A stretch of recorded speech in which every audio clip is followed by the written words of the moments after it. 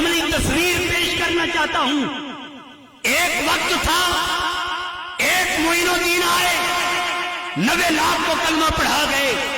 ایک وقت تھا، ایک فرید الدین گنج شکر آئے جنہوں نے لاکھوں کو کلمہ پڑھایا۔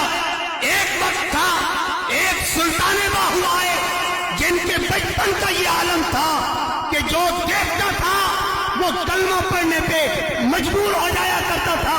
تو میرا سوال ہے، ایک وہ قرآن کے قاری اور قرآن کے عامل تھے، ایک ہم قرآن کے قاری اور قرآن کے عامل ہیں۔ ہمیں دیکھ کر تو مسلمان بھی چاہتے ہیں کہ کوئی اور رخ اختیار کر لیا جائے، تو سوال پیدا ہوتا ہے، اور میرا یہ سوال عوام سے نہیں، سکول کے استاد اور اسٹوڈنٹ سے نہیں، کالج کے استاد اور اسٹوڈنٹ سے نہیں، یونیورسٹی کے ٹیچر اور پروفیسر اور لیکچرر اور اسٹوڈنٹ سے نہیں، میرا یہ سوال مدارس کے علماء سے ہے، مدارس کے طلباء سے ہے، مدارس کے متعلمین سے ہے کہ ہم تو صبح بھی قرآن میں نظر آتے ہیں، شام کو بھی قرآن میں نظر آتے ہیں، دن کو بھی قرآن میں نظر آتے ہیں، رات کو بھی قرآن میں نظر آتے ہیں۔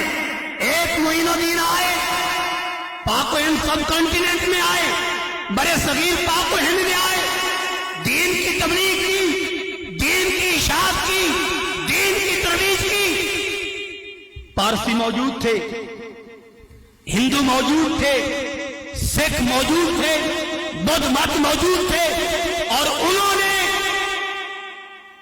آپ کی عملی تربیت کو دیکھ کر کلمہ پڑھ کے دائرہ اسلام میں داخل ہوئے۔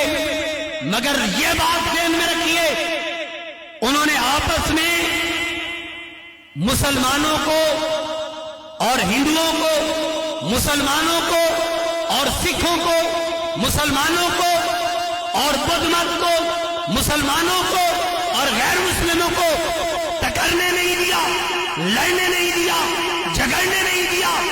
تبلیغ کو اور دین کی عملی تربیت کو اس طریق نے ان کے اندر داخل کیا کہ وہ لڑے بھی نہیں، ٹکرائے بھی نہیں، جھگڑے بھی نہیں، اور دائرہ اسلام میں لاکھوں کی تعداد میں داخل بھی ہوئے۔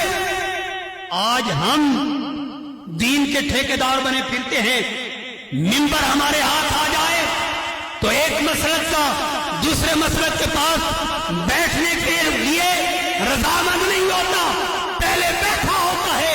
ہماری گفتگو کے بعد وہ اختلاف و انتشار کا شکار ہو جاتا ہے۔ تو میں پوچھنا چاہتا ہوں قرآن پڑھنے والوں سے، قرآن کی تلاوت کرنے والوں سے، قرآن تو جوڑنے کے لیے آیا تھا، قرآن تو ملانے کے لیے آیا تھا، قرآن تو یکجا کرنے کے لیے آیا تھا، قرآن تو اکٹھا کرنے کے لیے آیا تھا۔